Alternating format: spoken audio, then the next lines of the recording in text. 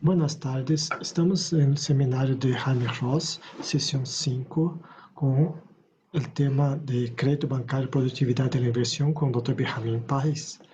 Por favor, doctor, adelante antes de... Al rato le presento su semblanza. No importa, estimado Gidio. Eso me permite, decía, contextualizar el tema. Hay una situación que ha dado mucho material de investigación académica. El tema de la liberalización financiera. En este caso, nosotros lo que pretendemos pues, es analizar la eficiencia de los recursos financieros en México durante un periodo relativamente largo, pero suficiente para contrastar dos grandes periodos. Y allí está establecido que permita constatar los roles jugados por el sector público en política financiera, pudiésemos haber agregado en la evolución de las instituciones financieras, es decir, tanto el rol del sector público en México a través de la intervención directa en el esquema de asignación de crédito. Ahí tomamos ese periodo porque irnos hacia 1960 es particularmente riesgoso. De suyo, los datos para este periodo son un problema. ¿Cómo el papel del gobierno en un contexto de liberalización financiera? Es decir, de un sistema financiero liberalizado. ¿Y qué es lo que pretendemos probar? Bueno, la asociación que queremos nosotros probar es si el efecto que tiene la inversión pública sobre la inversión privada es positiva, es benéfica o es adversa, regresionista con respecto a la inversión privada. Muchas gracias, doctor Benjamín. Entonces, con relación al tema de hoy, voy a presentar al doctor Benjamín. Dr. Benjamín es un excelente tutor y profesor de la Facultad de Economía, muy respetado. Es doctor en Economía por la UNAM en 1993, maestro en Ciencias por la Universidad de Londres en 87, especialista en Economía de la Energía y Desarrollo Económico por la Universidad de Surrey, Gran Bretaña. Su formación académica ha sido consolidada por estancias como profesor visitante en la Universidad como Grenoble, en Francia, Kent y Canterbury, Inglaterra, y Cambridge, en Gran Bretaña. Desde 1988 es profesor de Economía del Crecimiento y Desarrollo en la Facultad de Economía de la UNAM y durante su carrera académica ha sido galardonado con varios reconocimientos, entre los cuales figura el Premio Nacional de UNAM en 2003, el profesor honoris causa por la Universidad de Piura, Perú. Además es miembro de la Sociedad Académica Old Centrales del Imperial College de London University y posee el Sitial Fellowship del Instituto de Petróleo del Reino Unido. Su obra pública incluye la autoría de diversos libros, entre los que se encuentra Asesoría en Administración, Economía y Finanzas de la UNAM, Responsabilidad Social Corporativa y Microeconomía y Principios Básicos y Extensiones. El currículo es extremadamente extenso, con más de 80 páginas de puras referencias, entonces vamos a omitir los detalles, pero Es un honor tener al Dr. Benjamín como ponente en esta presentación. De hecho, es uno de los organizadores y el principal como personaje en este seminario de Jaime Ross. Muchas gracias, Dr. Benjamín. Por favor, adelante. Muchas gracias, doctor Taniguchi, por la semblanza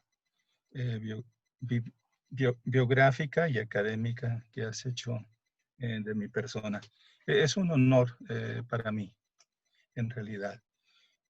Estaba comentando que hay un proceso de liberalización del sistema financiero en México y evidentemente esta asociación entre inversión pública e inversión privada tiene necesariamente que ser distinta en un periodo de represión financiera, es decir, de intervención directa del gobierno en el sistema financiero, y la relación que hubo después de decretar la autonomía del Banco de México, porque simplemente el sistema financiero se liberaliza.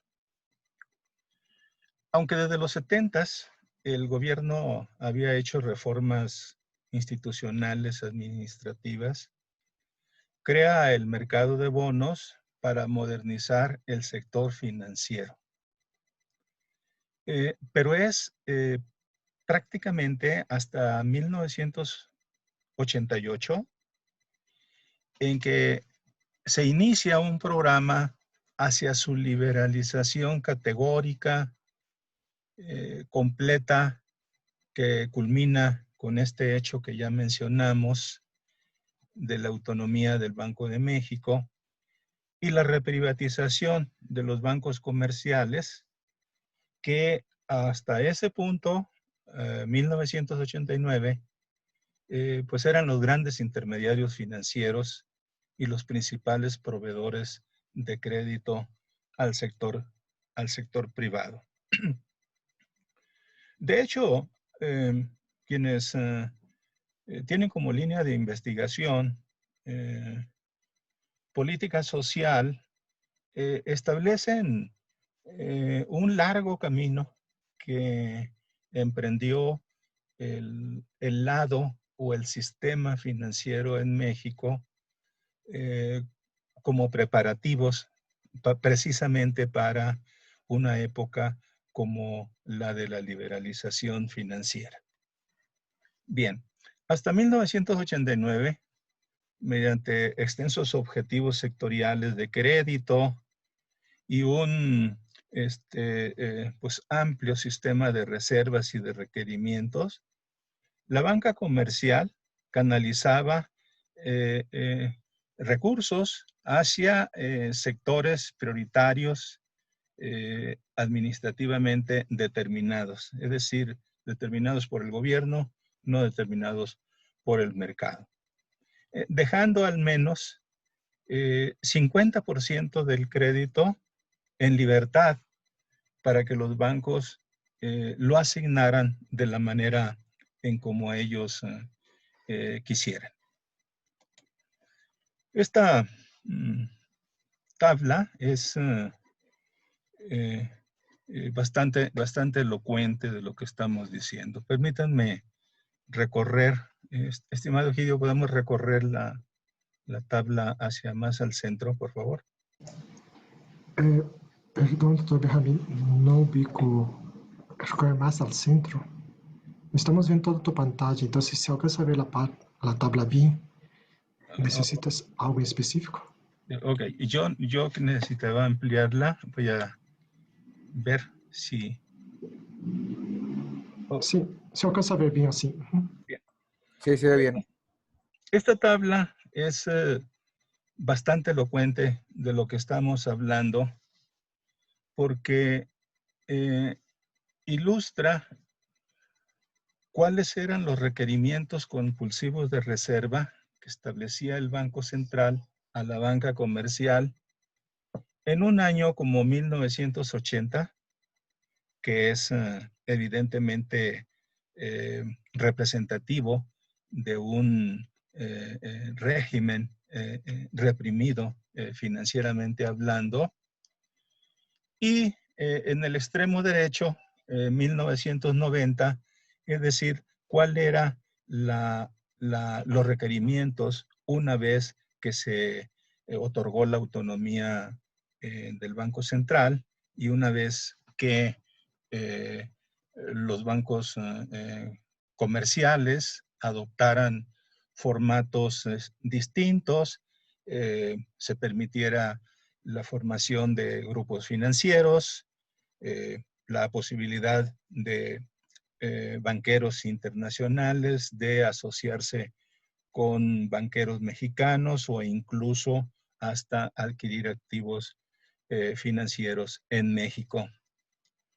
Y quise incorporar 1987 por una razón muy especial. Es un año que se encuentra en la mitad de lo que se denominó el sistema dual del sistema financiero mexicano.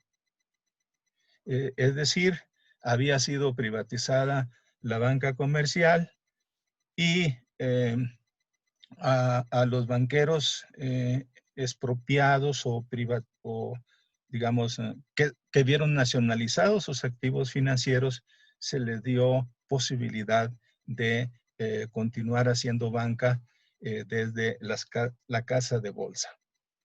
Bien, vean ustedes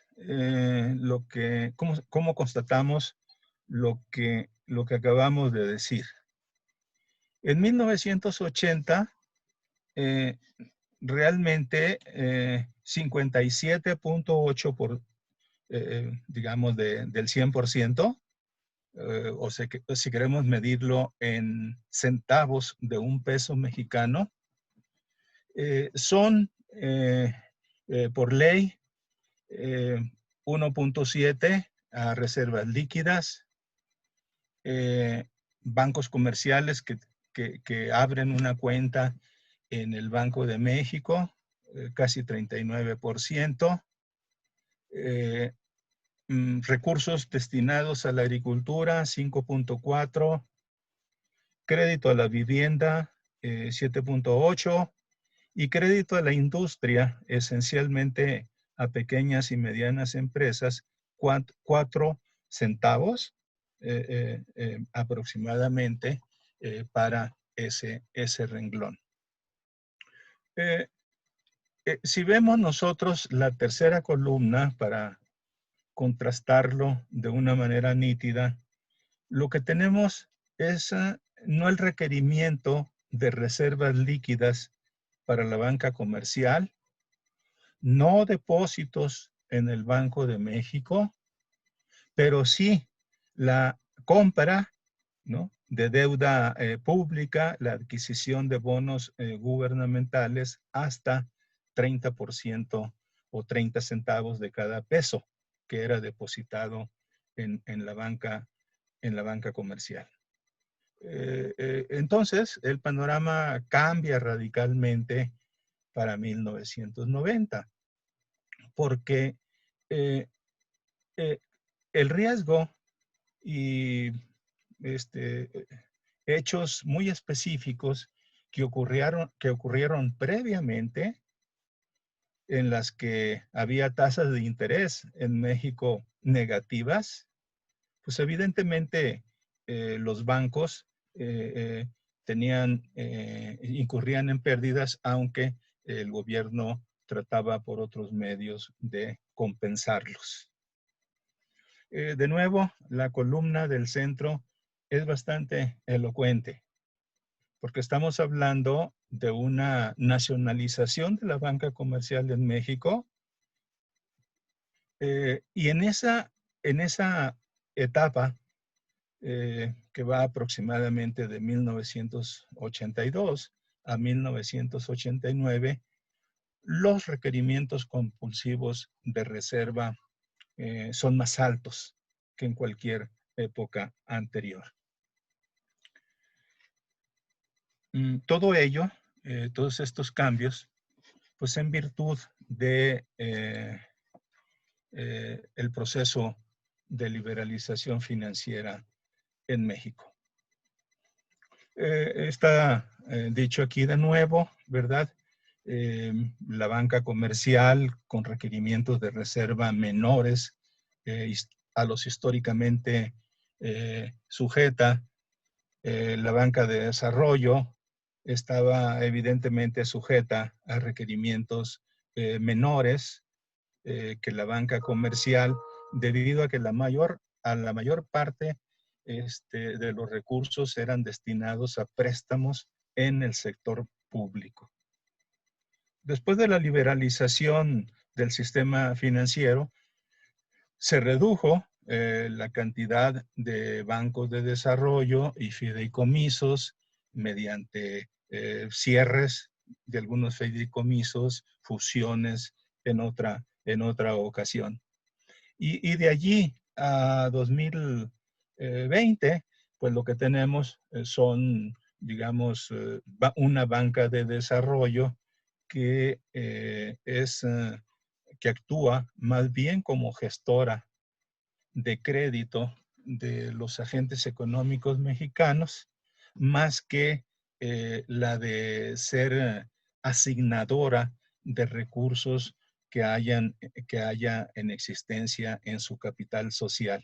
Es decir, la función también del Banco de Desarrollo cambió radicalmente.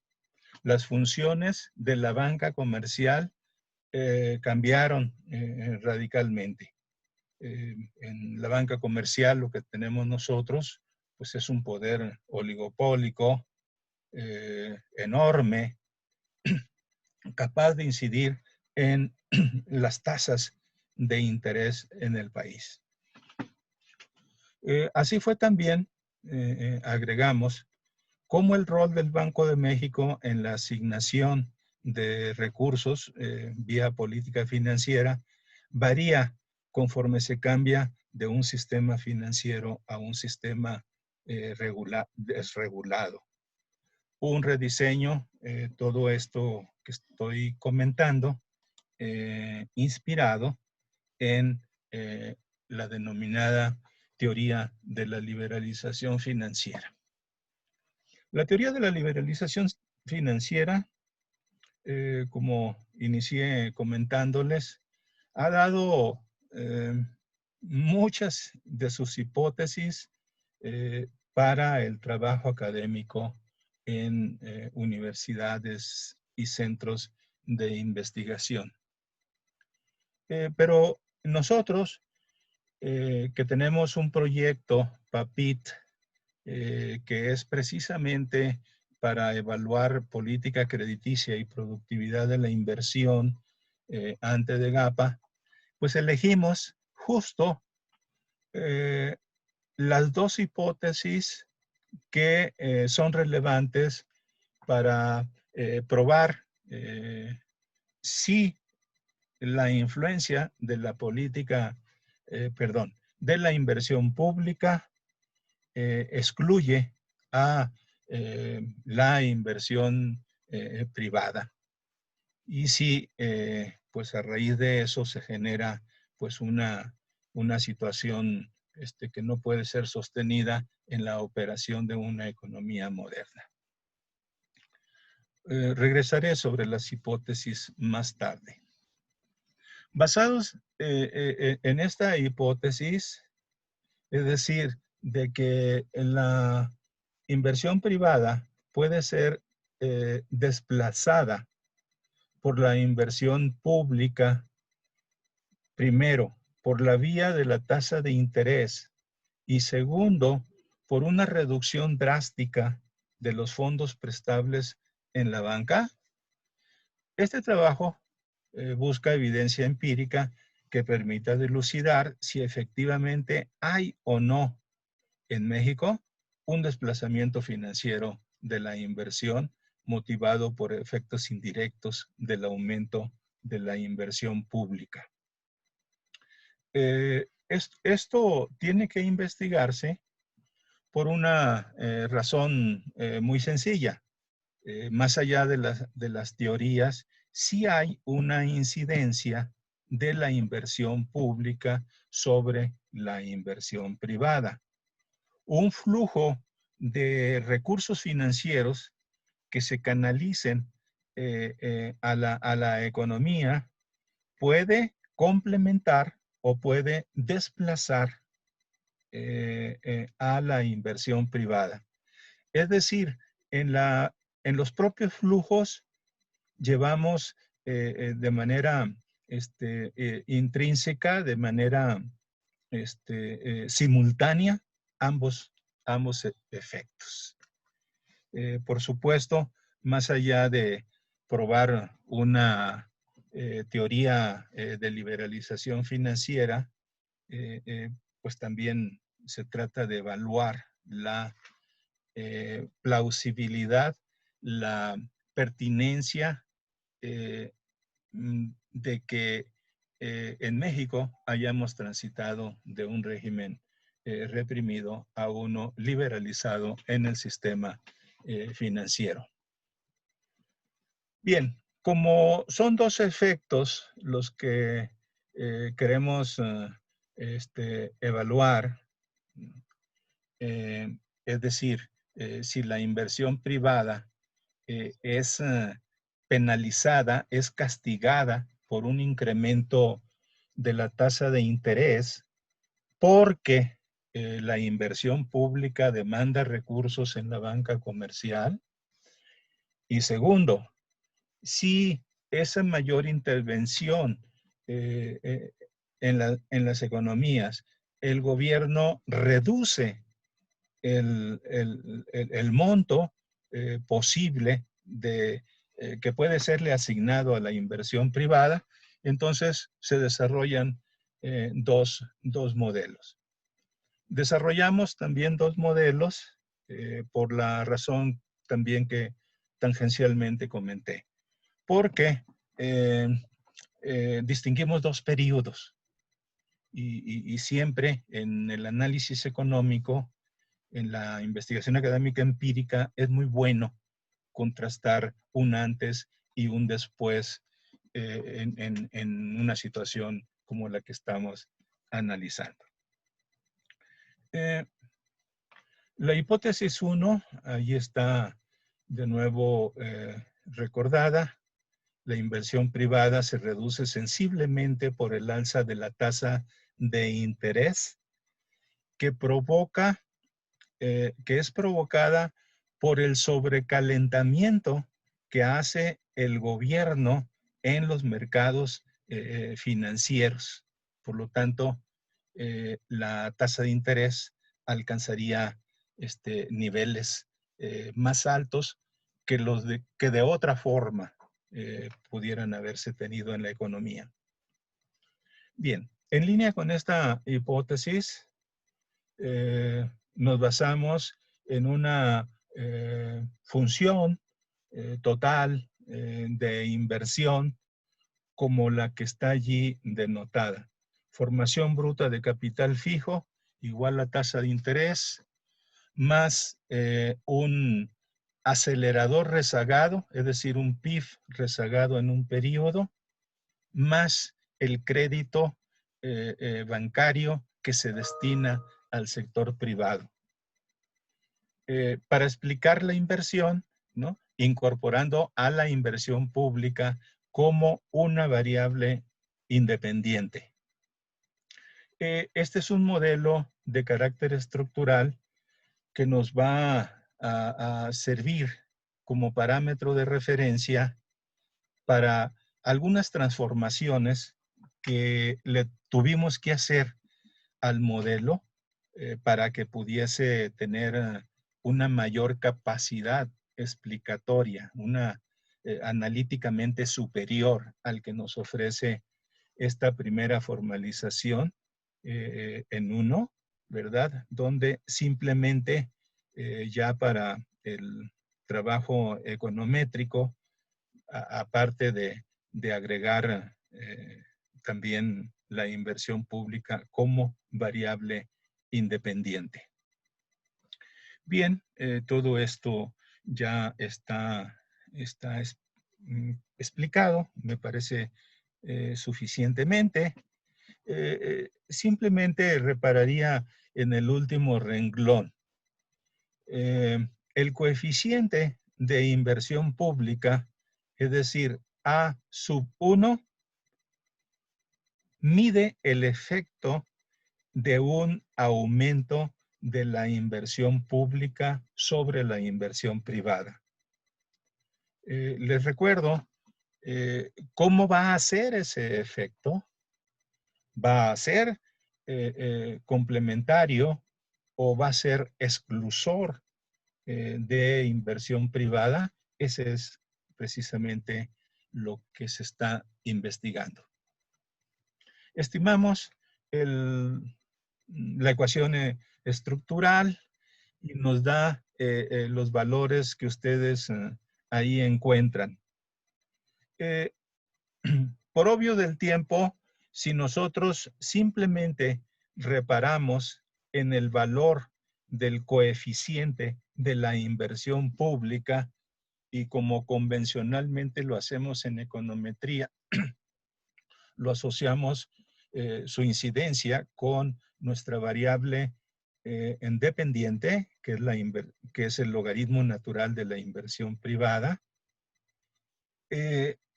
constatamos que hay un efecto positivo de la inversión pública sobre la inversión privada.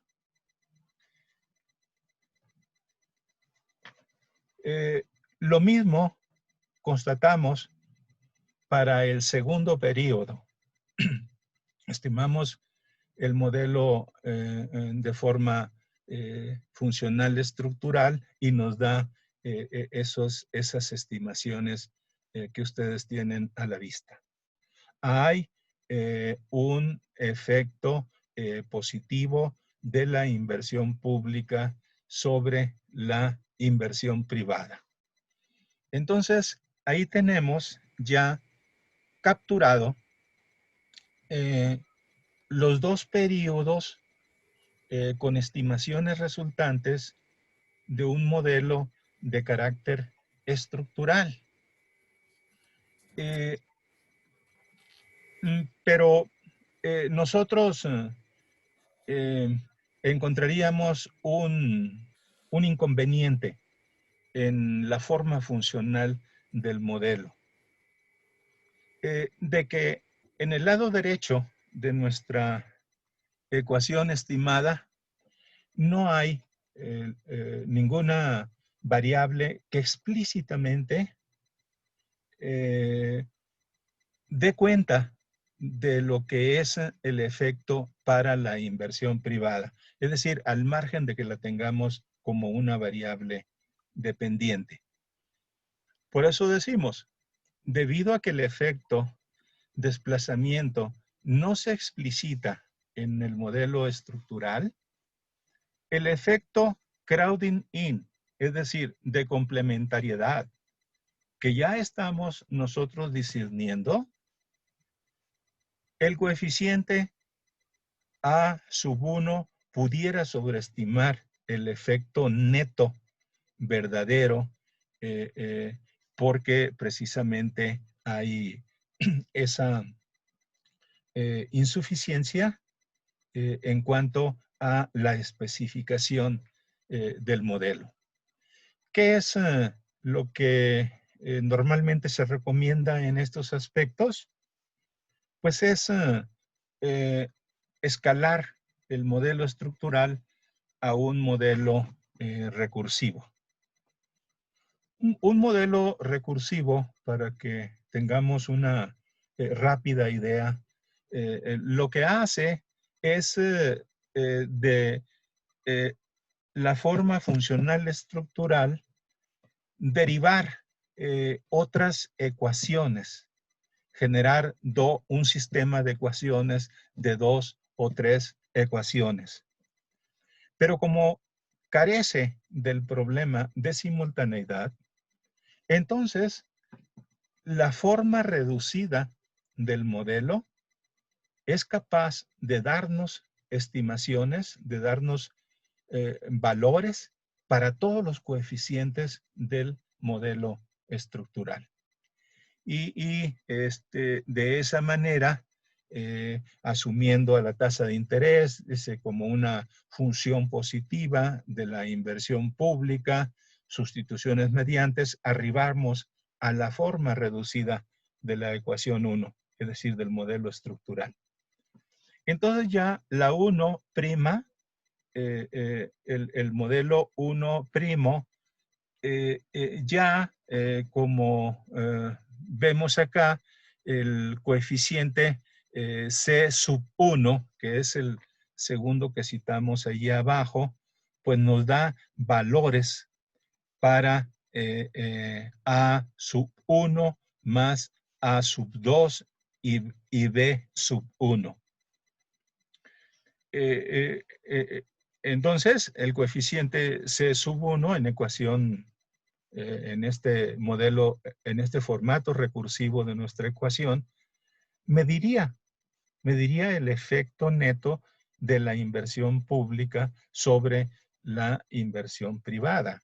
Es decir, no tendríamos la desconfianza de que estemos sub o sobreestimando el valor de ese coeficiente para su impacto en esta asociación de tipos de inversión.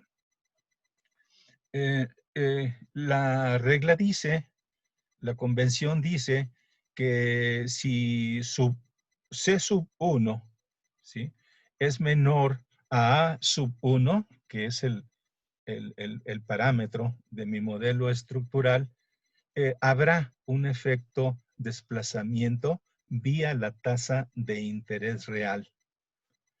Otras posibilidades, si C sub 1 es, digamos, positivo, pues el efecto de esa, disculpen la reiteración, pero es que es unidireccional, el efecto de la inversión pública sobre la inversión privada es positiva. Es decir, es complementaria, no es de desplazamiento, no es la llamada crowding out. Y si C sub 1 es menor, es negativa, los efectos de desplazamiento compensan los efectos de complementariedad, ¿no? Del efecto neto, de nuevo, en la direccionalidad que ya he mencionado. Bien, entonces aquí tenemos la especificación realmente de un modelo que debe de ser, es más analíticamente más explicatorio y más predictivo que el que nos sirvió de punto de partida. Entonces hacemos la estimación, como ustedes pueden ver, para el primer periodo, ¿no? Entonces, lo que nosotros aquí decimos es que la ecuación está bien determinada y muestra los signos esperados, ¿no? El coeficiente de impacto de un cambio de la inversión pública en la inversión privada es 0.21, que multiplicado por los valores medios de inversión privada e inversión pública, nos da un coeficiente de impacto de 0.36. Comparando, hacemos la misma parsimonía, comparando este nuevo valor del coeficiente, ¿sí?, del modelo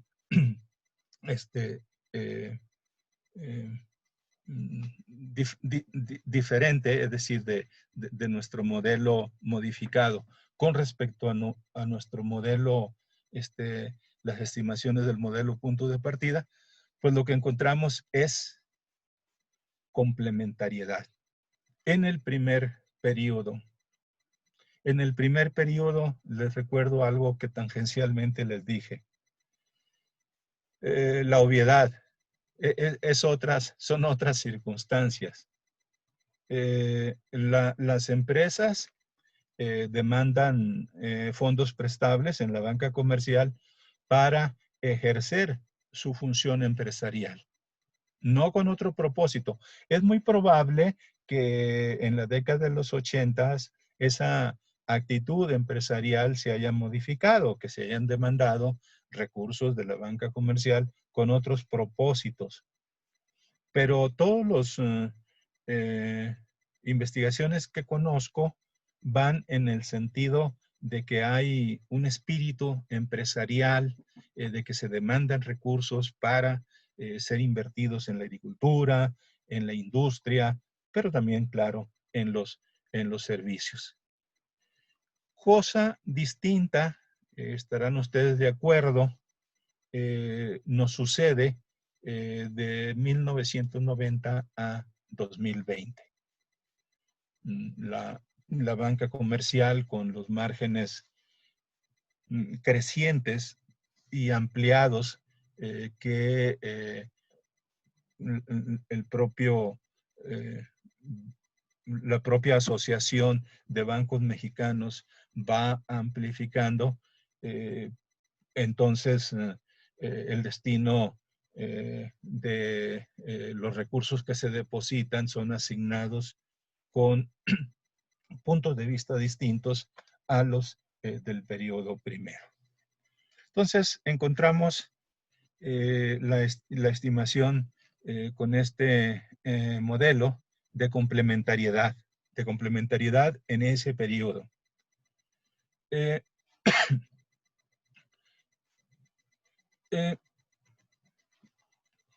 Hacemos lo mismo para el segundo periodo, para 1990-2019. Hacemos la estimación y rápidamente, conociendo el poder de contrastar los coeficientes estimados mediante el modelo 1' con relación al estructural, encontramos lo opuesto. Ya no encontramos complementariedad, sino exclusión, desplazamiento de inversión, en este caso privada, por parte de la inversión pública. Pero dicho esto, con mucha cautela, por lo siguiente, porque los recursos que el Estado mexicano, que el sector público aporta a los fondos prestables, ¿no? En este segundo periodo, de 1900 a 2019, son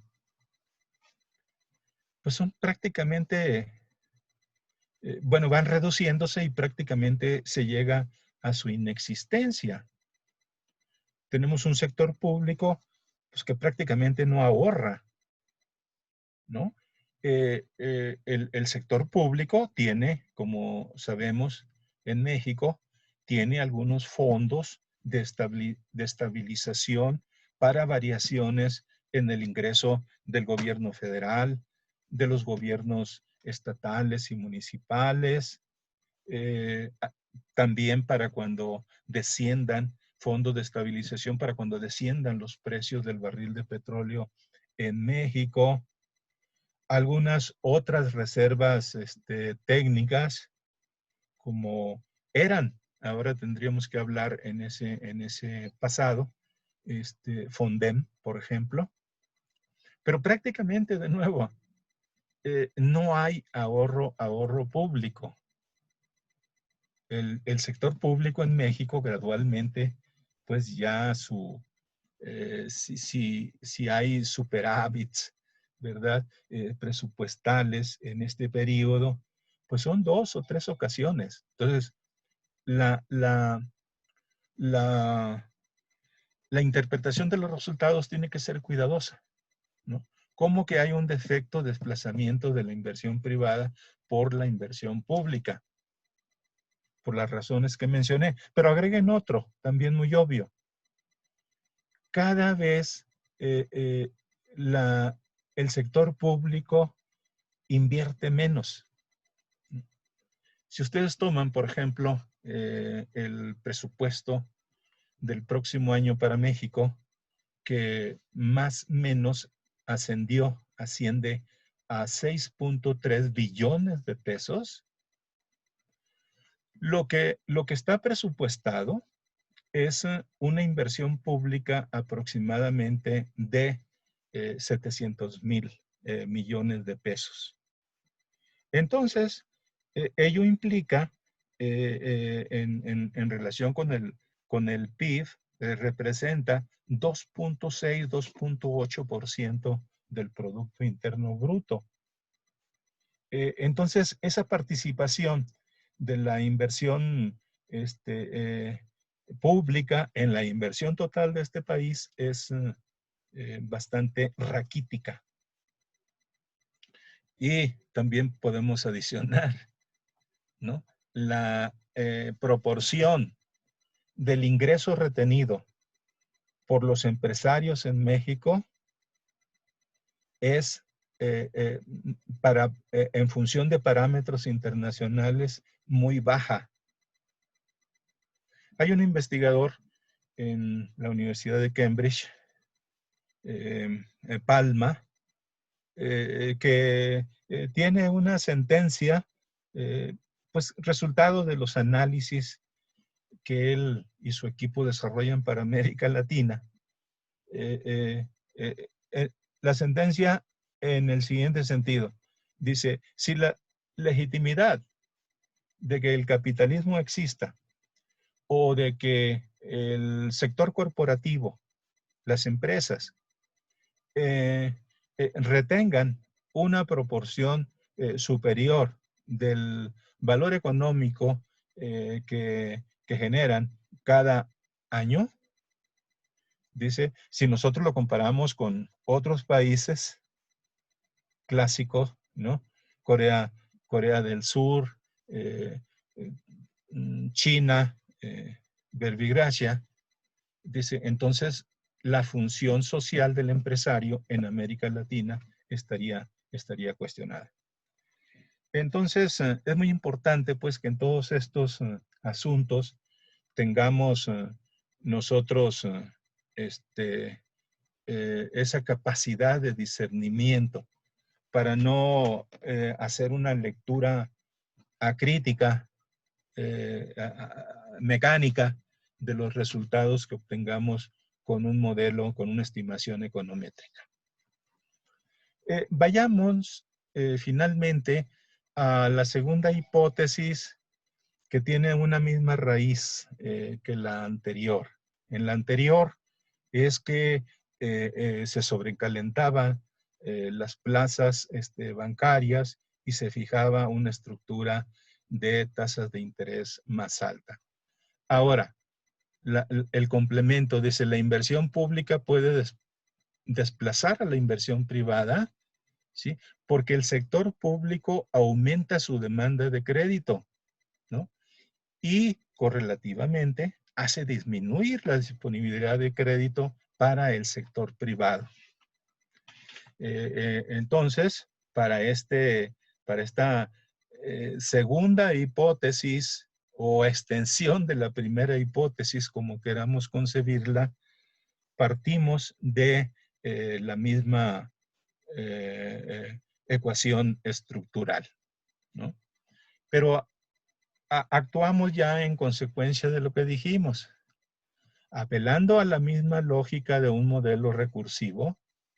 Si el crédito al sector privado se establece como una función positiva de la inversión pública y además, ¿no?, en función del crédito otorgado al propio sector privado, se determina como un residual del total de crédito otorgado por el sector bancario a agentes privados y agentes públicos.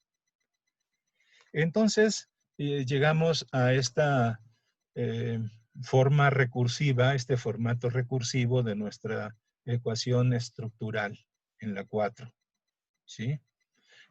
Simplemente lo que tenemos allí, pues es evidentemente a la inversión pública ejercida durante los periodos Y tenemos en la tercera variable independiente simplemente cuál es el crédito bancario total que está dispuesto, que hay disponible en la economía.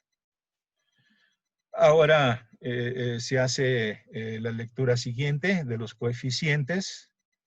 Si delta 1 es igual a, perdón, es menor a mi coeficiente estructural, habrá una complementariedad financiera, perdón, una exclusión financiera vía reducción de la disponibilidad de crédito del sector privado. Si fuese negativa, el efecto crowding out compensaría al otro efecto, al crowding in o de complementariedad.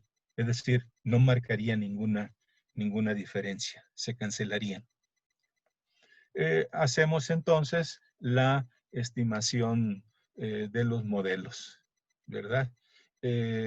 Por supuesto, en el primer periodo, lo que encontramos, pues es que no hay tal desplazamiento.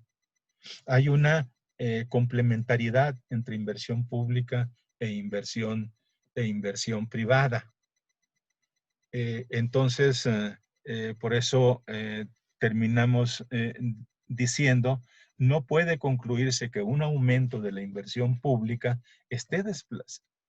haya estado desplazando a la inversión privada en México mediante la reducción del volumen o de las existencias de los fondos prestables para el sector privado. Hacemos lo mismo para el segundo periodo y llegamos a esta estimación y decimos, la influencia del efecto desplazamiento compensa la influencia del efecto complementariedad, ¿no? Debido a una pretendida reducción del crédito disponible en el sistema financiero. Es decir, no como si fuese neutro, digamos, se cancelan los efectos indirectos entre inversión pública sobre inversión privada. No pretendo repetir lo que ya les había comentado. Esos resultados necesitan interpretación y necesitan ser cualificados en los términos en que los sugerí. Porque además agreguemos otro agravante para inferir cosas en el segundo periodo. La banca de desarrollo prácticamente se vuelve decorativa. Ya no es, digamos, un NAFIN, ya no es un Bancomex, ya no es un Banobras, ¿no? Ya no hay pues esa, digamos, apoyo crediticio directo de primer piso para la inversión privada. Lo que tenemos acá es pues una síntesis de todo lo que ya les comenté y espero que pues la lectura pues no les resulte difícil, ¿no? Tenemos un modelo estructural en que los resultados son como son, pero no nos registra el efecto neto, que es lo que decíamos, y se tiende a sobreestimar el efecto del coeficiente de la inversión pública. Los dos modelos relevantes son los modelos recursivos, ¿no? Uno primo y el modelo 2, ¿sí? Y lo que nos arrojan los resultados para el primer periodo, que es de pura complementariedad, de no exclusión de la inversión privada, se contrasta con lo que inferimos para el segundo periodo, en que ya hay un desarreglo de la conducta crediticia de los bancos y hay, por supuesto, también habría que empíricamente, por supuesto, profundizar en ello, pues una conducta empresarial distinta, ¿no?, a lo que ocurrió en el primer periodo. Y ahorita que menciono esto, agreguemos otro agravante, digamos, o atenuante del poder explicativo en el segundo periodo. Las fuentes de financiamiento de la inversión privada se han diversificado enormemente. Entonces, mi juicio, refiriéndome al profesor Palma, ¿no?, que habla sobre la débil ética en promedio del empresariado latinoamericano para reinvertir, ¿no?, la proporción de los ingresos generados con los que retiene o se apropia, tiene en realidad también que ser matizado por esto último.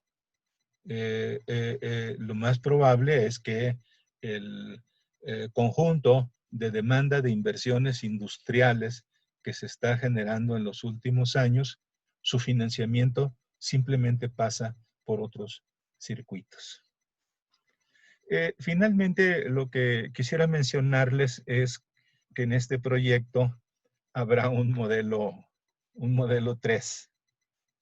No es un modelo recursivo, de hecho es un modelo estructural.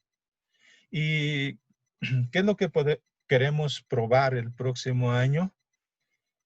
La efectividad de las variables financieras. Es decir, la efectividad de la tasa de interés y del coeficiente de profundización financiera, ¿sí?, en la productividad de la inversión. Entonces, ya avanzamos, ¿no? Mi colega Hideo Taniguchi y yo tenemos modelo, ¿no?, para trabajar el próximo año. En lo que está como nota de pie, dice, es que la teoría de la liberalización financiera predice una relación negativa entre la tasa de interés y la productividad, ¿no? Y agrega, mientras más alta sea el nivel de tasa de interés, más alta será la tasa de rendimientos esperados en los proyectos de inversión, ¿no? Lo cual asume pues también un nivel más alto de productividad en la economía. Pues eso es esencialmente lo que quería comunicarles. Son los resultados de un proyecto PAPIT para su primer año. Y pues ya en el año 2, que es el siguiente, pues no solo validaremos esa última hipótesis, sino que haremos el esfuerzo precisamente de cómo incorporar algunas variables proxy, ¿no? Quizás en este caso incorporamos variables dummy, pero partimos siempre del principio que creo que es infalible, ¿no?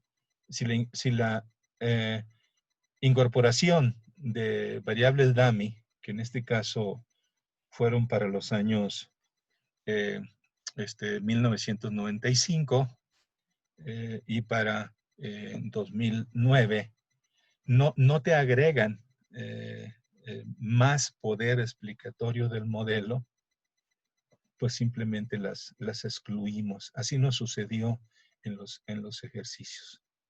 Así que nos dedicaremos pues a ese tipo de,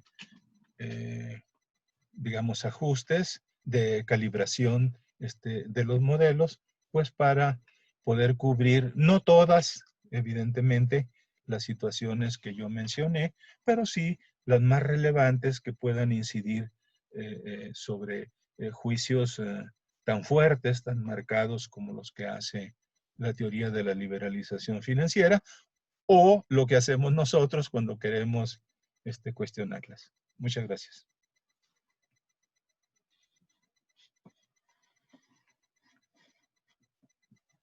Muchas gracias, estimado. Muchas gracias, doctor Benjamín. Vamos a la sesión de preguntas y participación de los como invitados de la sesión de hoy. ¿Alguien le gustaría hacer alguna pregunta, algún comentario o alguna observación al doctor Benjamín? Por favor, puede comentar vía el chat o levantar la mano. Veo que el doctor Perrotin sí. Por favor, doctor Perrotin. Muchas gracias. Bien, yo por el momento no estoy pensando lo que quiero formular como comentario y pregunta, pero en este instante lo que quisiera es tomar la palabra para dos cositas brevísimas. Primero, una disculpa, tuve problemas técnicos para entrar.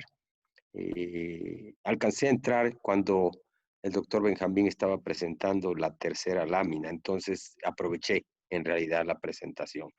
Y bueno, felicidades, me gustó mucho el trabajo, la investigación es muy rica, ya comentaré más adelante. Segundo punto por el cual quiero tomar la palabra ahorita, después volveré para hacer mis comentarios, es porque yo invité al doctor Cuauhtémoc Calderón Villarreal, que está en la sala, para que se uniera a nuestro seminario. El doctor Cuauhtémoc Calderón es un colega conocido hace muchos años, profesor investigador del Colegio de la Frontera Norte, y amablemente aceptó incorporarse a nuestro seminario. Y además quiero anunciar que él acepta presentar algo en nuestro seminario en enero, para la sesión que tenemos prevista del 7 de enero, que hasta donde recuerdo había un espacio ahí. Entonces el doctor Cuauhtémoc Calderón gentilmente acepta presentar para esa fecha. Y los presento ante ustedes, ¿verdad? Es mi invitado del día de hoy y creo que fue muy pertinente invitarlo a una presentación tan rica como la de hoy. Muchas gracias. Bueno, yo pues, unas palabras, bueno, pues, pues los felicito por este esfuerzo muy trascendente, muy importante para la discusión en ciencia económica en México, que está un poco abandonada, ¿no? Y pues muchas gracias a Nacho que me hizo el favor pues de invitarme, y los felicito, digamos, por este esfuerzo. Otra vez que no, digamos, no es muy, digamos, en el norte de México no, prácticamente hay una ausencia de este tipo de interacciones. Y bueno, pues yo igual después tuve problemas para entrar al Zoom, y llegué pues un poco tarde a la presentación, así que pues yo no tendría muchas preguntas, ¿no? Pero sí una duda nada más, digamos todo el trabajo econométrico me parece muy impecable y todo, pero la pregunta es, digamos, son 30 observaciones, ¿no? Hasta donde sé, de 30, ¿no? Entonces, no sé si se pudiera, una sugerencia, ¿no? Trabajar con datos trimestrales, ¿no? Para darle más potencia a lo que están haciendo, digamos. Esa es una, pero en general sí me parece un trabajo muy importante, muy impecable. Y digamos, yo no podría pues opinar ahorita más porque llegué tarde. Gracias y un saludo a todos.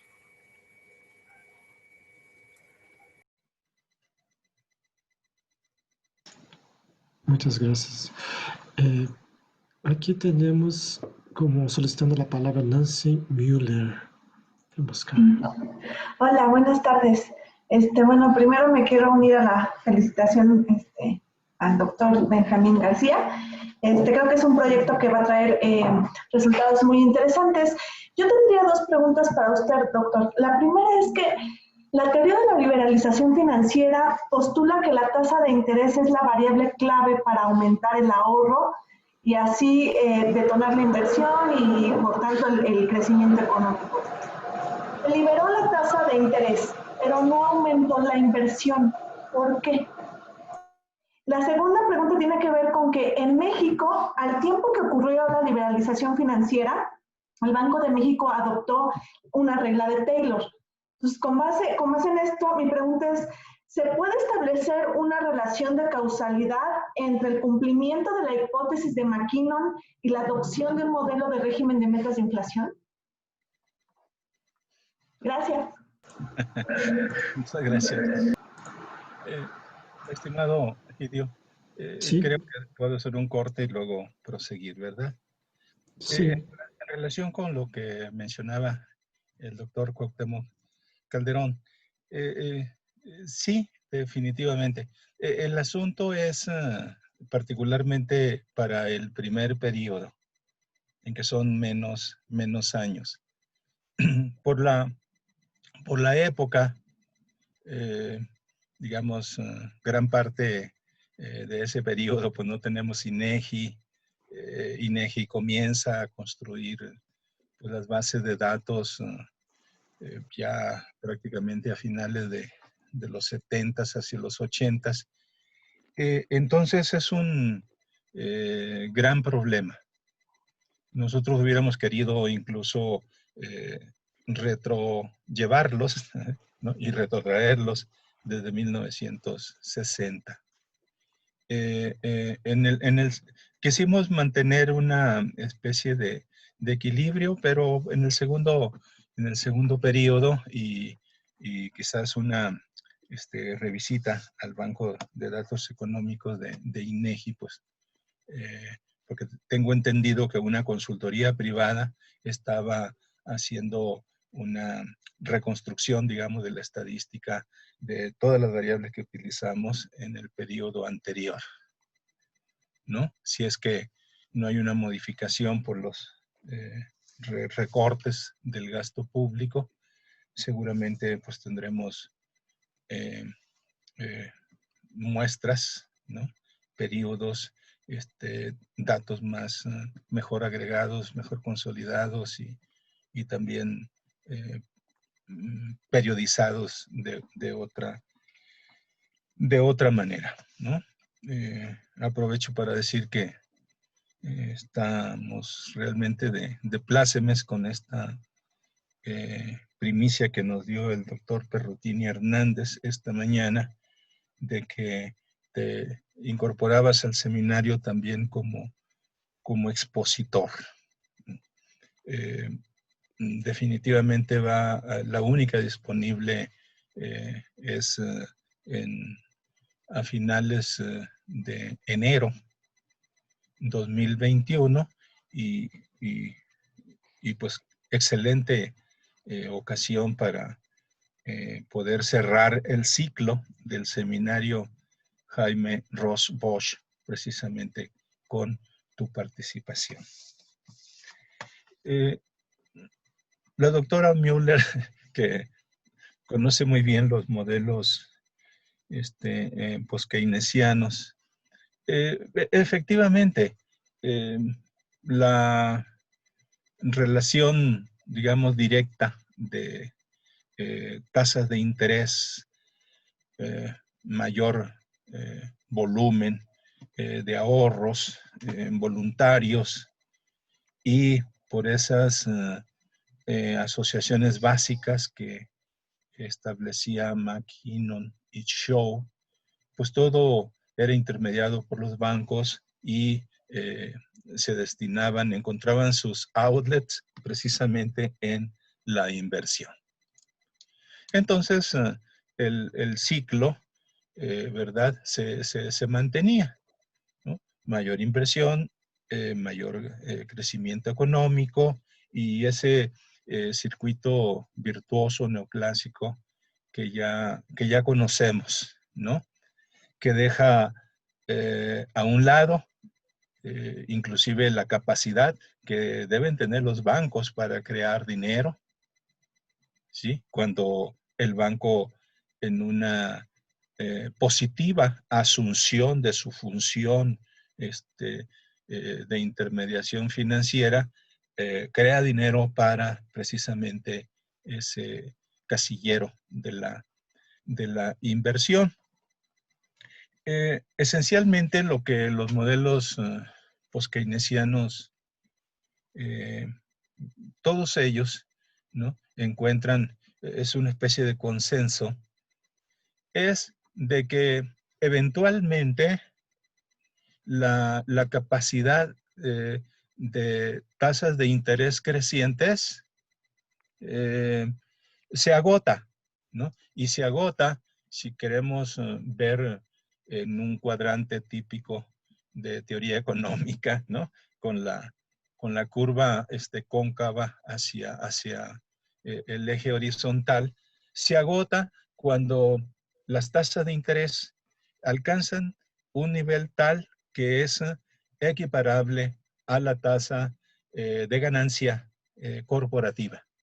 Entonces, disuade más que induce el ahorro, lo enfrena, ¿no?, lo restringe. Entonces, esencialmente, pues lo que ocurre es eso, de que no es tan lineal, no es algo que funcione de esa manera. Pero pues de lo que se trataba en el fondo, pues hay programas ideológicos, ¿no?, políticos atrás de todos esos planteamientos. De lo que se trataba era que no era posible tener tasas de interés reales o tasas de interés positivas mientras discrecionalmente estuvieran los gobiernos a través de los bancos centrales, también esa otra asociación, estuvieran reprimiendo, estuvieran conteniendo esos niveles de tasas de interés. En México es conocido que en la década de los 70 hay tasas de interés negativas, ¿sí? También es otra consideración, por cierto, para traerla a colación a raíz de los resultados empíricos de los modelos, ¿sí? No son tasas de interés negativas simplemente, ¿no? Sirven de señales para tomar decisiones de inversión, sirven de señales para estimular el ahorro, evidentemente no. Sobre, digamos, reglas de Taylor y tesis, digamos, básicas de McKinnon, yo diría, como la parte del consenso lo dicta, no son ¿cómo se puede decir? Armónicas, ¿no? En la medida igualmente, ¿no? Regla de Taylor es más hacia una época de sistema financiero liberalizado, de una nueva gestión de la banca central. Entonces, McKinnon y Chow sonarían como quizás sonaba también Friedman, ¿no? O sea, en discrepancia con Keynes, en discrepancia con la participación del Estado en la economía, pero de una manera, digamos, franca, de una manera moderada o tibia. Gracias, doctor. Muchas gracias. Nos está pidiendo la palabra Cristian Ambrosius. Cristian. Sí, okay, muchas gracias. Bueno, primero, muchas gracias por esta ponencia muy interesante, ¿no?, por compartir este trabajo. Una pregunta, no sé si los datos lo permiten, pero me pregunto si es posible ver si hay crowding out para ciertas inversiones públicas o para ciertas más que para otras, ¿no? ¿Podría ser posible de que, pues, por ejemplo, infraestructura tal vez tiene otro efecto sobre la inversión privada que una inversión pública que compite directamente con la inversión privada, ¿no? Entonces, tal vez ahí se podía también ir un poco más allá a ver, pues, de qué tipo de inversión pública hablamos, ¿no? Y otra, pues, pregunta, sugerencia, si es posible. Como dijo el doctor Calderón, pues son 30 observaciones, ¿no? Pero una posibilidad sería, pues, ver datos trimestrales, pero tal vez existen también datos sectoriales. Entonces, si fuera posible de ver inversión pública por sector y ver si hay crowding out en diferentes sectores. Hay inversión pública en un sector de metalúrgica, ¿no? En ciertos sectores, entonces ahí, ¿cómo responde la inversión privada en este mismo sector, ¿no? Y podría ser también, pues, enriquecer un poco este trabajo al ver también esta variación que hay dentro de la economía mexicana. Muy bien, doctor Cristian Ambrosius. Absolutamente cierto. De hecho, la teoría de la liberalización financiera tiene otra hipótesis que no consideramos en este momento, que es de la relativa mayor productividad de inversión privada sobre o con respecto a la inversión pública. Entonces, definitivamente, los resultados con una periodización similar, lo que arrojan es que en el periodo 1970-1990, la productividad de la inversión pública puede ser mayor, es mayor que la productividad de la inversión privada. O las diferencias de productividades, los diferenciales son tan escasos que tienen, digamos, la misma productividad. Estamos hablando en ese momento, ¿sí?, de una inversión pública, como tú nos lo recordaste atinadamente, dirigida al desarrollo de la infraestructura, ¿no?, amplia, fundamental para la marcha de la economía en México. Estamos hablando de presas, ¿no?, torres, tendidos eléctricos, ¿no?, siderurgias, también petroquímicas, refinerías. Entonces, el sector público está, su inversión está muy bien orientada hacia todos esos casilleros. No es fortuito que durante el desarrollo estabilizador, gruesamente 1958, 1970, se haya prácticamente diseñado estos requerimientos a los que me hice referencia al principio de la conversación, ¿no? O sea, era el gobierno que en la operación de su Banco Central aseguraba que construcción, vivienda, industria fueran apuntaladas. Y teníamos también, con mucha generalización, se ha dicho, pues a una inversión extranjera directa que traía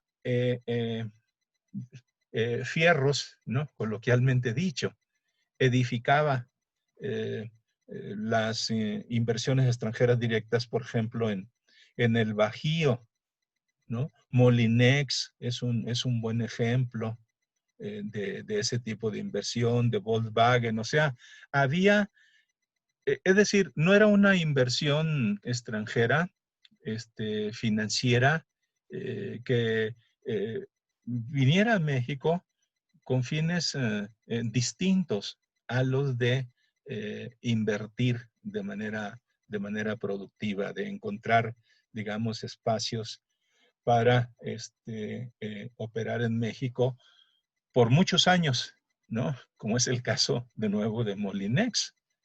Molinex creo que con otras denominaciones, pero todavía esa inversión, y lo mismo puede ser Siemens, la Texas Instruments, ya con otras denominaciones, pero permanecen en el país. Pero entonces,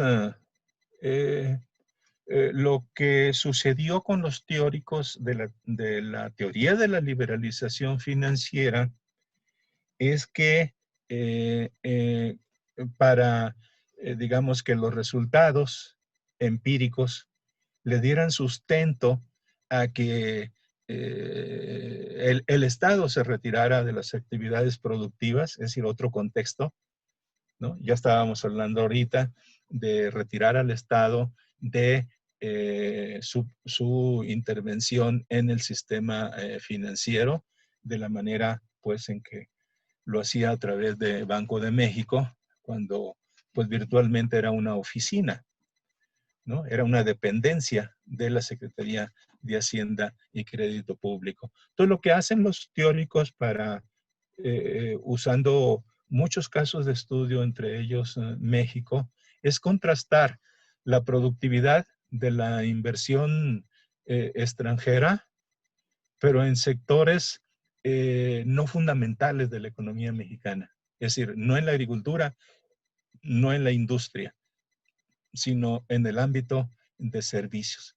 Entonces, la inversión, como sabemos, la inversión pública que tarda, como en el caso de las petroquímicas o de las refinerías, 5 o 6 años en madurar, era muy difícil, en realidad, que los números pudieran indicar que no era en ese momento ineficiente la inversión pública, ¿no? Ahora estamos en otro periodo, ¿no? Ahora estamos en un periodo, de 1990 a 2020, en que el problema de la productividad en México se ha agravado, ¿no? El problema es uno de los problemas fundamentales, como lo señala en su libro Santiago Levy, que es uno de los preconizadores pues más claros del problema que tiene la productividad, del problema que tiene México en términos de productividad. En realidad, pues, si lo queremos compensar con mayor inversión en educación o en general con una mayor tasa de acumulación de capital humano, lo cierto es que tampoco estamos muy débiles en ese renglón. Lo que no tenemos en el país es un nivel deseable de inversión total, de la inversión privada y por supuesto de la inversión pública. Pero tomamos nota, estimado doctor Ambrosios, para discriminar, ¿no? Para cualificar sectorialmente los resultados, porque sí, definitivamente, ¿no? Tomar globalmente el desempeño macroeconómico de un país es riesgoso, es, ¿verdad? Muy impreciso. Muchas gracias, doctor Benjamín. ¿Alguien más les gustaría hacer una participación o alguna observación? De mi parte va a ser... Samuel está. Después yo sigo. Por favor, Samuel, adelante. Hola, buena tarde.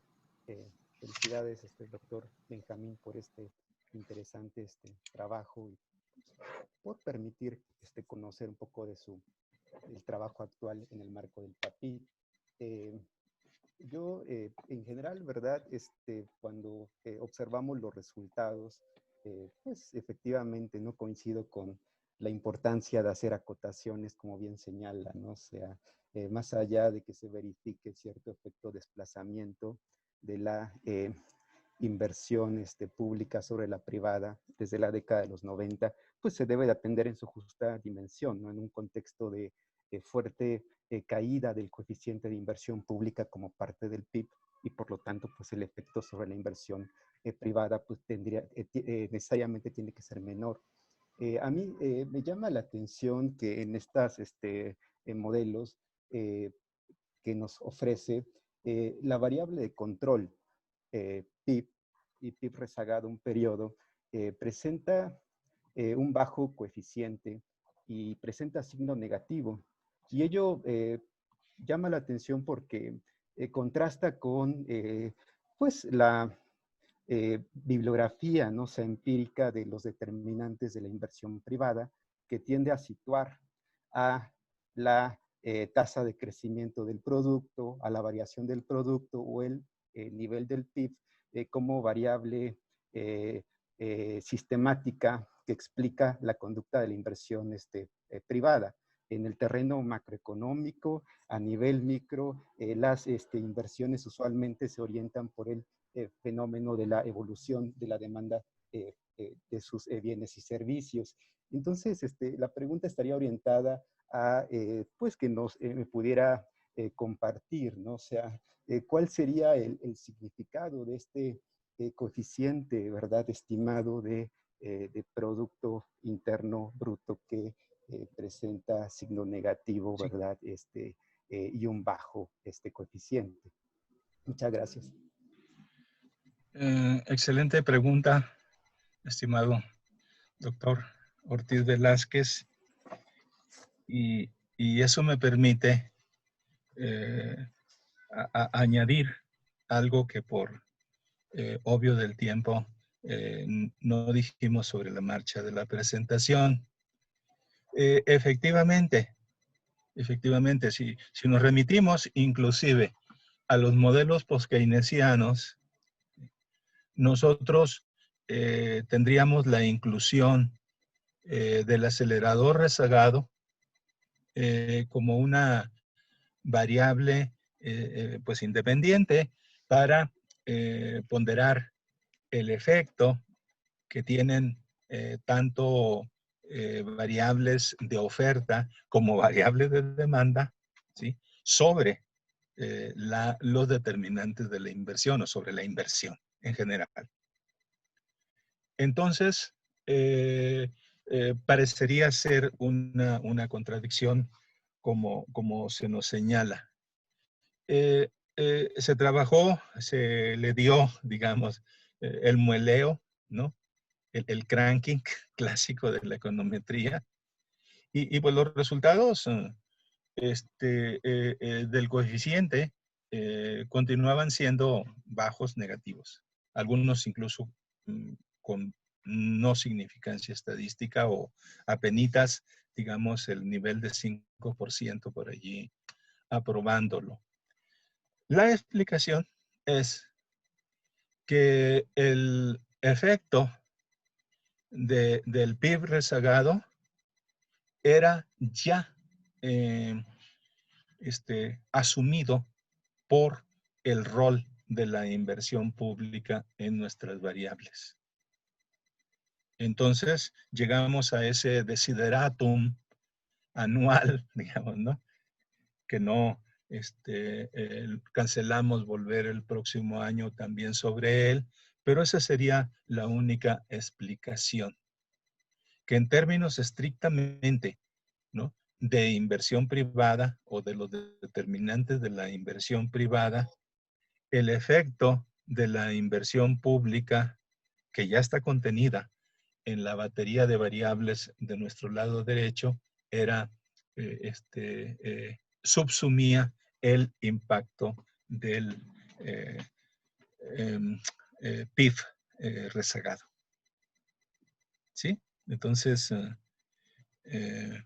de nuevo, este tipo de cosas, como sucede mucho con los modelos econométricos, tiene que tratarse con mucho cuidado. Uno está agradecido de los modelos porque permite cranquearlos, ¿no?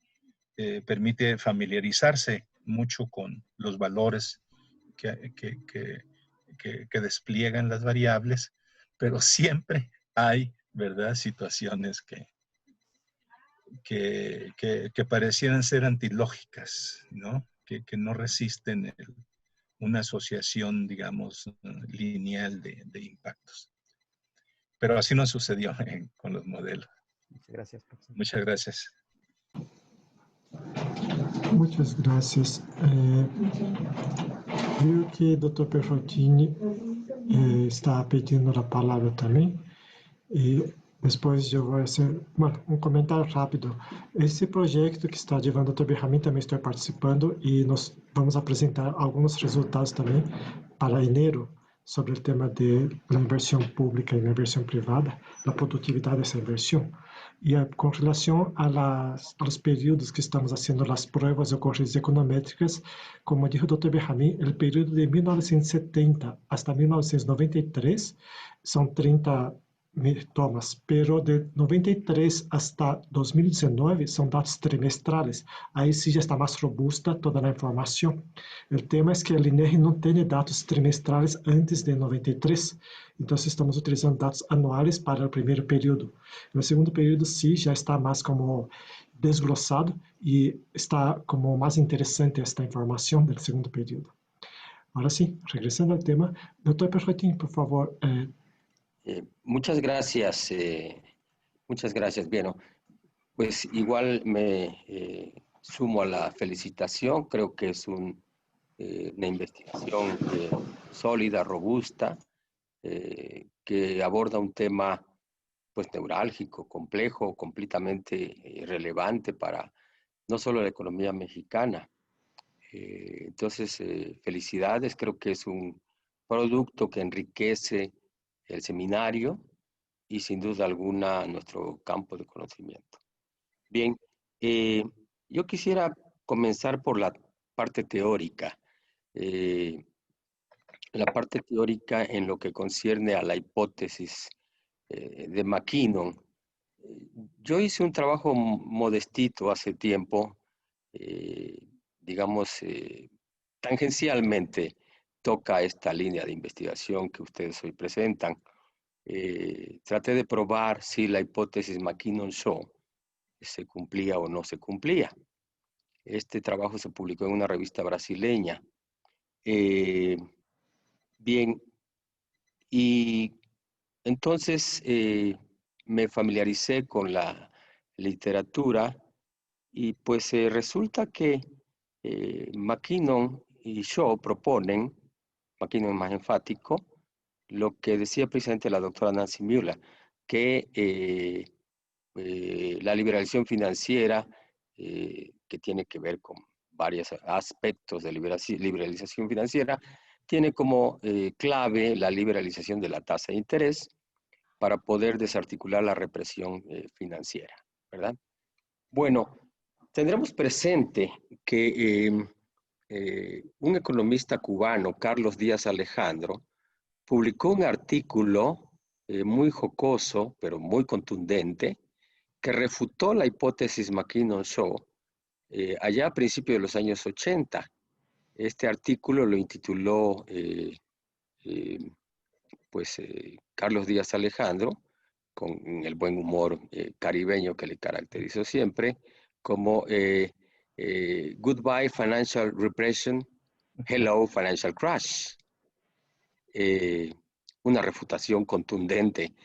Los países que le creyeron a McKinnon y a Shaw y que hicieron liberalización financiera antes que México, tuvieron como consecuencia una tremenda crisis financiera en los años 80. Pero los demás países que hicieron liberalización financiera en el mundo, y entre ellos México al final de los años 80, como bien Benjamín lo presentó, parece que no se enteraron de que en los años 70 hubo países que aplicaron la hipótesis de McKinnon-Shaw y que dijeron goodbye financial repression y recibieron como precio, como pago, financial crash. Bueno, ok. Pero McKinnon, más que Shaw, porque Shaw creo que es menos ortodoxo, mucho menos ortodoxo que McKinnon, y que por cierto ambos publicaron sus sendos libros exactamente el mismo año, en 1973, ambos publicaron su obra. planteando lo mismo, trabajando de manera, pues hasta cierto punto independiente. Pero McKinnon, después de que recibió la crítica de Díaz Alejandro, probablemente no en respuesta a Díaz Alejandro, publicó otro libro en el que explicó por qué falló la hipótesis McKinnon-Shaw. ¿Por qué no les funcionó a los países que hicieron liberalización financiera? Y el libro tiene como título muy elocuente, ¿verdad? El orden de liberalización financiera. Y entonces lo que dice McKinnon, no es que la hipótesis esté mal, es que no siguieron el orden de liberalización financiera. Ah, había un orden. ¿Y por qué no nos lo dijo antes? ¿Verdad? Bueno, pues sí, hay un orden. Primero tienen que liberalizar la balanza comercial, luego tienen que liberalizar la cuenta de capital y así sucesivamente, ¿verdad? Ok. Yo llegué cuando estaba recién llegado al posgrado de la Facultad de Economía, bueno, mis colegas ahí me hicieron una novatada y me ungieron como secretario académico del posgrado, recordará Benjamín, ¿verdad? Y una de las cosas que hice como secretario académico del posgrado fue precisamente invitar a McKinnon a nuestra Facultad de Economía, porque obtuve unos recursos que yo no me esperaba, pero me llegaron, de la Fundación Hewlett Packard. El requisito es que yo tenía que usar los recursos para invitar, como siempre pasa, ¿verdad?, alguno de estos economistas del primer mundo que nos venga a ilustrar con sus teorías de qué debemos hacer y explicarnos por qué estamos mal. Que yo siempre les pregunto a estos economistas que vienen del primer mundo, y si ustedes dicen que sus teorías son tan buenas, ¿por qué ustedes no las aplican? Pues no las aplican porque no funcionan, ¿verdad? Y cuando las aplican, pues han arruinado a sus países. Veamos cómo están las economías desarrolladas hoy día por aplicar sus propias ideas. En fin, el caso es que yo invité a McKinnon justamente cuando acababa de suceder la crisis financiera de 1994-1995. Lo recibí en el aeropuerto con una ironía. Le dije, hello, profesor McKinnon, ¿no? Dando a entender, hello, financial liberalization, financial crash es lo que tenemos aquí. Sacó de su portafolio inmediatamente un paper y me dijo, no, aquí está la explicación de por qué. Pero profesor McKinnon, seguimos su orden de liberalización financiera. No fue como el resto del Cono Sur, que no siguieron su orden de liberación financiera porque usted todavía no publicaba su libro. Nosotros seguimos su orden de liberación financiera. Y aún así, tuvimos financial crash. Me dijo, sí, pero aquí está la explicación. Espera a escuchar la conferencia que les vengo a dar y verás por qué, a pesar de que siguieron el orden de liberación financiera, no funcionó. Ah, ok. ¿Qué conferencia nos dio? El paper que traía, que lo por cierto era inédito en ese momento, ¿verdad? Fue una primicia. Y lo publicó, y es el paper sobre el síndrome de sobreendeudamiento. ¿Cuál fue nuestro problema? Que no evitamos el síndrome de sobreendeudamiento. Bueno, pero aquí hay una contradicción entre los términos. ¿Por qué? Porque justamente el orden de liberación financiera lo que supone es que nunca puede ocurrir ningún síndrome de liberalización de sobreendeudamiento. Porque si se liberaliza la tasa de interés, aumenta el ahorro financiero y como en esas teorías se supone la hipótesis de prior savings, pues nunca puede haber sobreendeudamiento. No hay cabida para sobreendeudamiento. En fin, en suma, ¿qué es lo que ocurre? Pues que simplemente es una hipótesis cerrada. Además, Benjamín citó la otra ocasión un artículo de Marina Barman y Tony Thirlwall, donde ellos muestran que puede perfectamente aumentar el ahorro financiero y como dicen los gringos, so what? ¿Eso qué? Eso no te va a hacer que aumente la inversión. ¿Por qué? Porque como bien plantea Thirlwall en su teoría y Kaldor, no hay prior savings. Lo que hay es prior investment. Justamente lo que dice Keynes, que Benjamín lo acaba de citar. Paso al segundo comentario. Crowding out. con mucho cariño y con todo respeto, pero yo no creo que sea un problema microeconómico ni mesoeconómico. James Tobin polemizó con la síntesis neoclásica y con el monetarismo en los años 70 e hizo un argumento. La hipótesis de crowding out, a nivel micro, a nivel macro, a nivel sectorial, a nivel de rama, a nivel macro, solamente puede ocurrir en una ocasión. Solamente hay un caso en donde es posible que haya crowding out, si hay pleno empleo. Porque solo entonces el ahorro es igual a la inversión y cualquier expansión del gasto del gobierno ejercerá crowding out. Pero por definición, y particularmente en la economía mexicana y casi en cualquier economía del mundo, no es cierto que haya equilibrio entre el ahorro y la inversión. Menos ahora. No Bernanke salió con su hipótesis de saving glut como explicación de la crisis financiera. O sea, no es que haya una oferta de ahorro inelástica. La oferta de ahorro siempre es elástica. Por tanto, nunca puede haber crowding out, porque siempre es elástica la oferta de ahorro.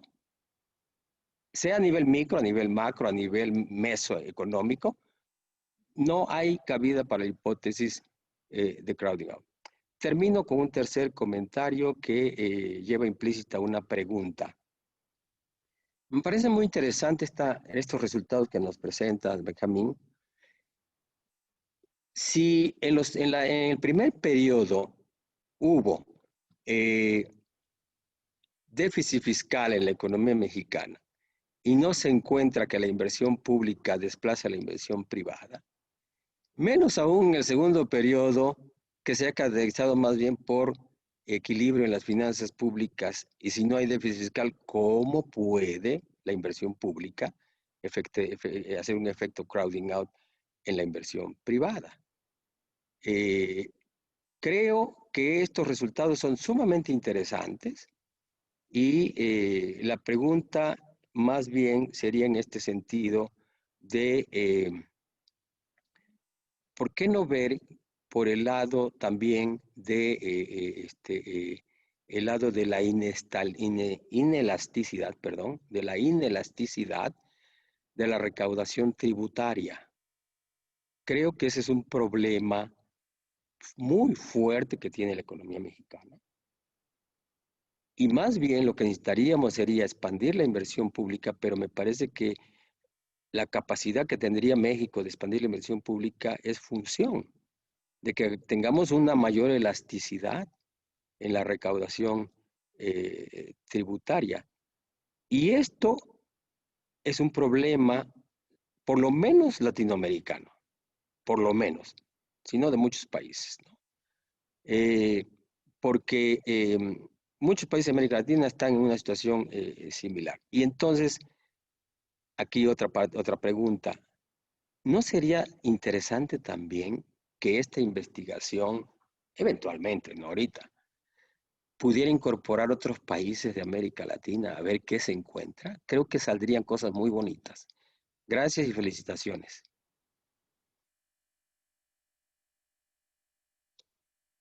Muchas gracias, doctor Perrotini Hernández. Para que no se me vaya de la memoria un aspecto de los distintos o casi todos muy interesantes que mencionaste.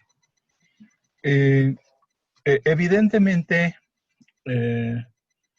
la política, digamos, pues de reducción de los requerimientos de financiamiento del sector público en un lapso ya tan prolongado y que se mantiene hasta la fecha, pues le han cobrado factura productiva a la economía mexicana.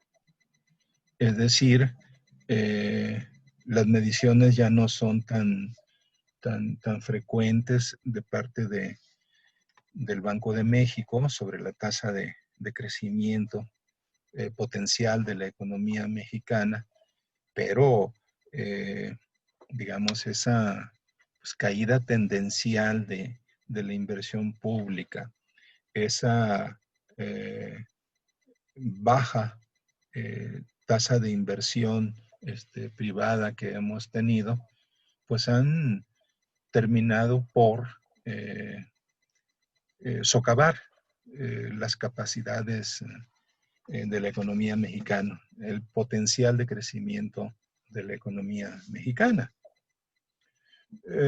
Bien, entonces, precisamente ese credo económico, pues proviene de estos macroeconomistas, ¿no? Que estábamos ahorita evocando, como es el caso de McKinnon, ¿no? De hecho, en sus escritos, allí la reiterada convicción de que hay que disminuir los requerimientos financieros del sector público como una condición para un funcionamiento eficiente del sistema financiero en México. Entonces, conducida, acatada esta política hasta, digamos, en la actual administración pública federal, pues eso nos tiene ¿no? en el vilo, en táteres, ¿no? Porque cómo después de esta crisis sanitaria ¿no? provocada por la pandemia, ¿cómo vamos a poder recuperar pues bases productivas, ¿no? Empresas, empleo, y que la economía mexicana pues comience, aunque sea a una baja tasa de crecimiento, pues retomar las cosas, ¿no? Bueno, efectivamente, todo esto se añade, está interconectado con pues la baja, digamos, capacidad, ¿no? de ingresos públicos, ¿no? La inelasticidad, como ya se mencionó, porque ello también se aúna a otro, digamos, principio de la actual administración pública federal, pues de que no habrá crecimiento o creación de nuevos impuestos o una mayor tasa de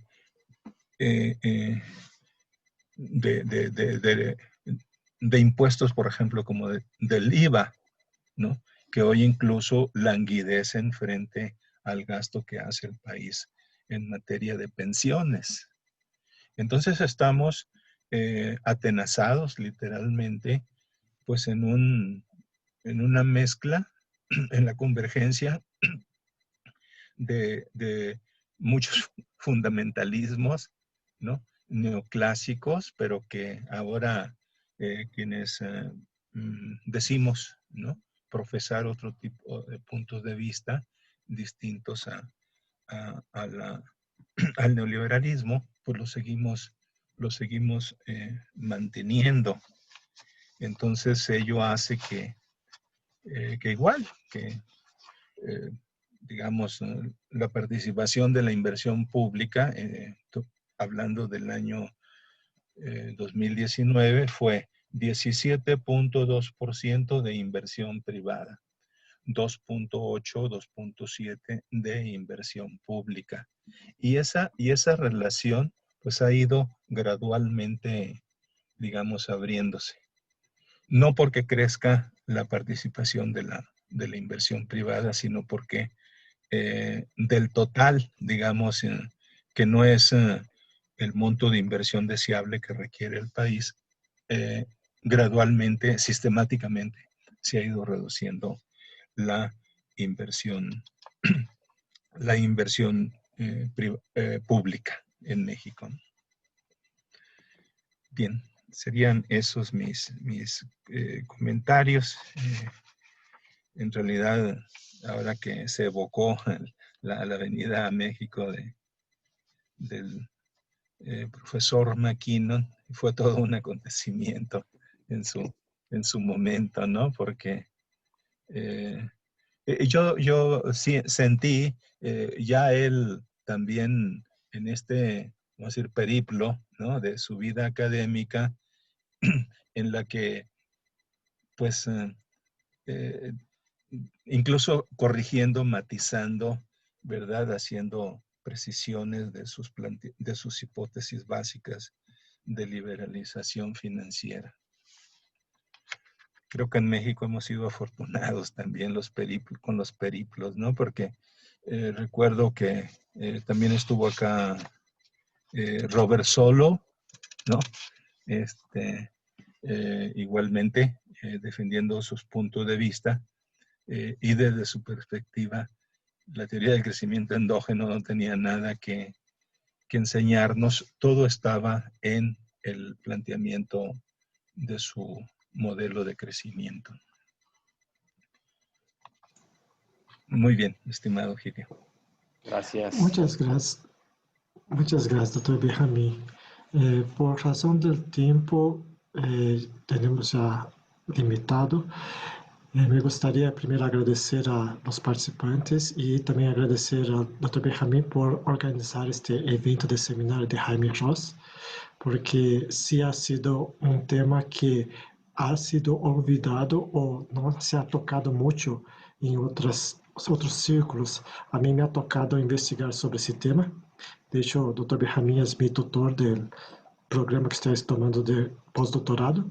Entonces, el tema que estamos investigando es exactamente esto, la productividad y la inversión en México. Entonces, está siendo bastante interesante y me sorprende mucho el tema de que tan descuidado o tan abandonado me parece que ha estado este tema. Talvez porque consideram alguns, principalmente os países ricos, como um tema de los pobres, por assim dizer, um desenvolvimento econômico. E os ricos não les interessa porque já não são pobres. Mas não é exatamente, independentemente se é rico ou pobre, afeta a situação. Então, solamente se maneja de forma distinta. Então, esse seria meu planteamento. E que mais? Alguma palavra de cierre, doutor Benjamín?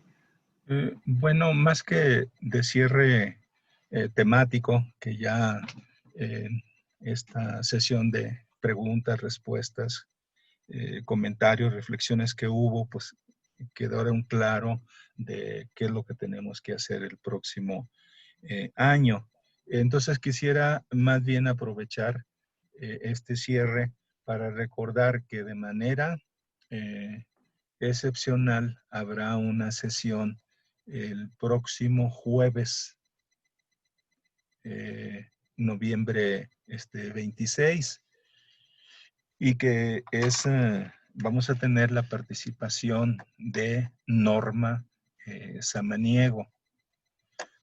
Comentarles que la intervención de la doctora en este seminario ha suscitado mucho interés, toda vez que ella abordará la evolución de los salarios en México y sus consecuencias distribucionales. Entonces, aunque les va a llegar el cartel como normalmente nos los hace llegar el doctor Taniguchi, pues si estaba comprometido ya ese jueves por la tarde, a ver si pueden hacer el ajuste de agenda y puedan estar con nosotros, o que nosotros estemos con nosotros mismos, porque todo, ¿verdad?, se antoja para degustar realmente una muy interesante participación de la doctora Samaniego. Muchas gracias, doctor Benjamín. Entonces, muchas gracias para todos los que estuvieron participando del evento y vamos cerrando la sesión del día de hoy y nos vemos en 8 días. Doctor Cuauhtémoc, un momento, quiere hablar. Por favor, adelante. Muy rápido, bueno, en el cierre, pues un agradecimiento al doctor Perrotini, al doctor García y al doctor Tamaguchi por esta invitación a este excelente espacio, y nos vemos, de mi parte, nos vemos el próximo Bueno, Sí, en mi presentación pues ya les anunciaré el tema, pero yo hice unos trabajos sobre sobre la segunda ley de Kaldor y los voy a presentar y unas cuestiones ¿cómo se llama? Pero otro problema que es la incapacidad pues de crecimiento de la economía pues mexicana. Histéresis, o sea, problemas de histéresis de la economía pues mexicana. Gracias. muchas gracias, doctor Cuauhtémoc. Bueno, entonces nos vemos en 8 días. Doctor, Sí, hola, Robert, Ignacio. piloto de Ecuador. No, es Roberto. Sí, por favor. Robert, sí, rápidamente, el cursos que nos están dando, varios de los ecuatorianos estamos aquí, realmente nos sentimos muy halagados de recibir los conocimientos de ustedes, realmente nos gustaría tenerlos acá en alguna oportunidad, post pandemia debe ser, realmente sus conocimientos nos han servido a mí como profesor y a varios de los profesores ecuatorianos que estamos en estos cursos, pues realmente me quedo muy contento de recibir el adiestramiento o las capacitaciones que ustedes nos dan a nosotros los ecuatorianos. Gracias a nombre del Ecuador por darnos conocimiento, señores profesores. Muchas gracias. Bueno. Muchas gracias. Entonces, nos vemos en una semana.